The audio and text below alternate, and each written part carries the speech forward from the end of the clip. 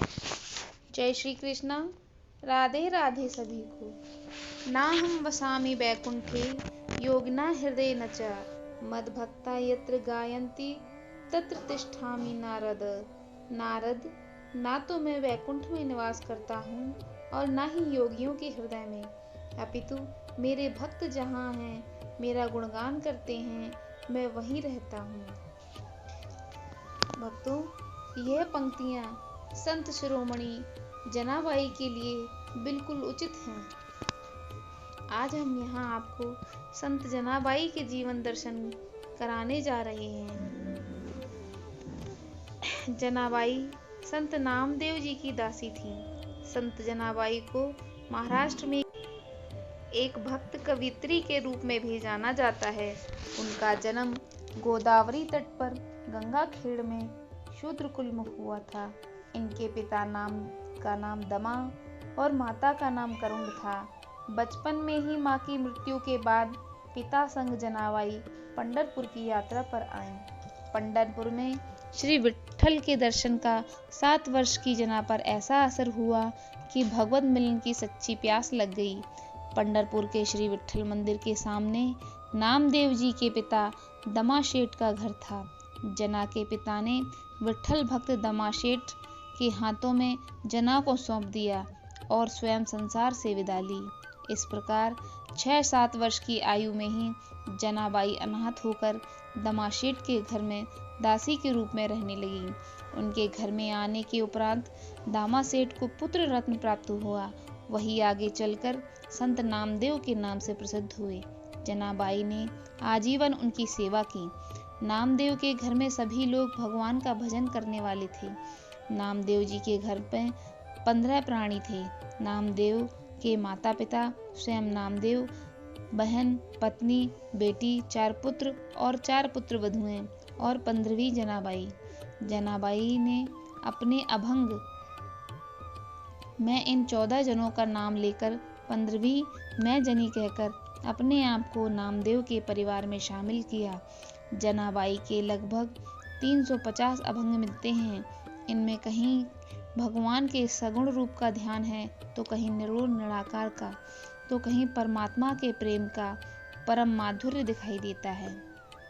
जिस प्रकार अपने पूर्व जन्म में ऋषि मुनियों की सेवा में रहकर देवर्षि नारद भगवान के भगत प्रेमी बन गए, उसी प्रकार भक्तों में श्रेष्ठ नामदेव जी के घर में काम करने वाली जनाबाई के हृदय में संतों की संगति और भगवत चर्चा से भगवत प्रेम का बीज अंकुरित हो गया और वहीं अंकुर पल्लवित होकर वृक्ष के रूप में परिणित हो गया।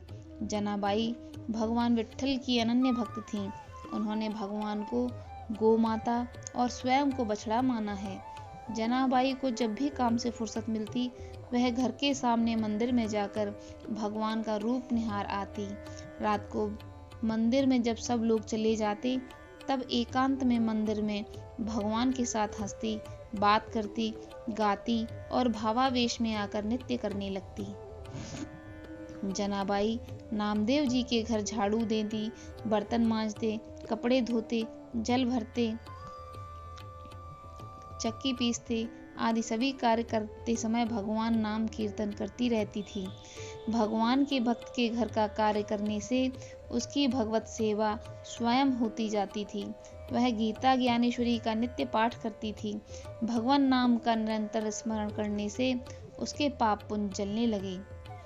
एकादशी की रात्रि में श्री नामदेव जी के घर अखंड कीर्तन होता था। भगवान सूर्य के अस्ताचलगामी होते ही जनाबाई वहां आ जाती और एक कोने में बैठकर रात भर जागरण व कीर्तन करती। उसकी आंखों से प्रेमाश्रु बहते रहते। भगवान को रोना ही भाता है। जो उसके लिए जितना अधिक व्याकुल होकर रोता है, भगवान उससे उतना ही अधिक प्रसन्न होते हैं। आज तक भगवान के जितने भक्त प्रेमी हुए हैं, सब भगवत प्रेम में रोते ही रहे हैं। एक बार एकादशी की रात्रि नामदेव जी के घर में भक्त मंडली कीर्तन कर रही थी। कोई मृदंग बजा रहा था, तो कोई करताल, तो कोई झांझ बजा रहा था, कोई नाच रहा था, तो कोई गाते गाते अश्रु बहा रहा था, कोई आनंद मग्न होकर हंस रहा था। तभी भगवत प्रेम में तन्मय, न किसी को तन मन की सुधिये, न इस बात का ख्याल है कि कितनी रात बीत गई। जनाबाई भी एक कोने में खड़ी प्रेम मग्न होकर झूम रही थी। संकीर्तन के आनंद सागर में डूबे लोगों को पता ही नहीं चला कि कब उषा काल हो गया। सभी लोग अपने अपने घर चले गए। जनाबाई भी अपने घर आकर आराम करने लगी। भगवत प्रेम की मादकता अभी उतरी नहीं थी। वह उसी में डूबी लेटी रह गई और उसकी आंख लग गई। जैसे ही आंख खुली, उसने देखा कि सूर्यदेव उदय हो गए हैं। वह स्वामी के घर कार्य में देरी होने से घबराती हुई नामदेव जी के घर पहुंची और जल्दी जल्दी हाथ का काम पूरा करने में लग गई। परंतु विलंब हो जाने से सभी कार्यों में हड़बड़ाहट होने लगी। काम कितने पड़े हैं, झाड़ू देना है, बर्तन साफ करना, कपड़े धोना, पानी भरना, ऐसा सोचते हुए जल्दी जल्दी कपड़े धोने के लिए चंद्रभागा नदी के किनारे गई। वस्त्र पानी में डुबा भी नहीं पाई थी कि नामदेव जी का दूसरा काम याद आ गया और कपड़े छोड़कर भागती हुई नामदेव जी के घर की ओर चली। रास्ते में एक अपरिचित वृद्धा ने प्रेम से उसका आंचल पकड़कर कहा, कहाँ जा रही हो बेटी? जल्दी में वृद्धा से आंचल छुड़ाते हुए जनाबाई ने कहा, आज मुझे देर हो रही है, स्वामी की सेवा बाकी है। बुढ़िया ने प्रेम से कहा, चिंता मत कर बेटी, कपड़े मैं साफ कर देती हूँ। जनाबाई को नामदेव जी के घर पहुँचने की जल्दी थी, पर न जाने क्यों बार बार उसका मन बुढ़िया को याद कर रहा था। माँ की तरह स्नेह उसे जीवन में पहली बार मिला था। नामदेव जी का काम खत्म करके जनाबाई नदी पर वापस आई तो देखा कि बुढ़िया ने सारे कपड़े साफ कर दिए हैं। जनाबाई ने वृद्धा से कृतज्ञतापूर्ण स्वर में कहा, बड़ा कष्ट उठाया आपने। तुम सरीखी परोपकारी माताएं ईश्वर का रूप होती हैं। मैं आपका आभार मानती हूँ, इसमें आभार की कौन सी बात है। ऐसा कहकर वृद्धा वहां से चली गई।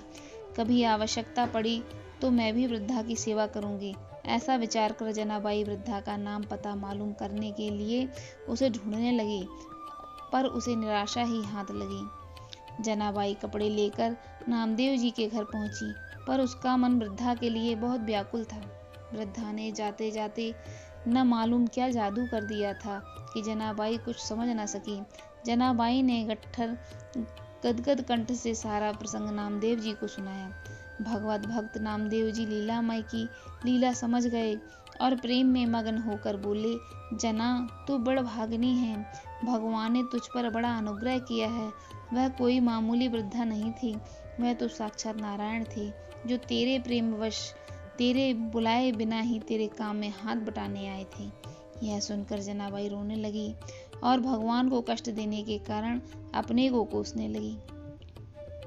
इस प्रसंग के बाद जनाबाई का प्रेम और बढ़ गया। भगवान समय समय पर उसे दर्शन देने लगे। जनाबाई चक्की पीसते पीसते स्वयं भगवान के अभंग गाया करती थी। गाते गाते जब वह अपनी सुध बुध भूल जाती, तब उसके बदले में भगवान स्वयं चक्की पीसते और जनाबाई के अभंग सुनकर प्रसन्न होते। भगवान विट्ठल के दरबार में जनाबाई का क्या स्थान है, वह इससे सिद्ध होता है कि नदी से पानी लाते समय, चक्की से आटा पीसते समय, घर की झाड़ू लगाते समय और कपड़े धोते समय भगवान स्वयं जनाबाई का हाथ बटाते थे। एक दिन भगवान के गले का रत्न पदक चोरी हो गया। मंदिर के पुजारियों को जनाबाई पर संदेह हुआ, क्योंकि मंदिर में सबसे अधिक आना जाना जनाबाई का लगा रहता था। जनाबाई ने भगवान की शपथ लेकर पुजारियों को विश्वास दिलाया कि आभूषण मैंने नहीं लिया है, पर किसी ने इन पर विश्वास नहीं किया।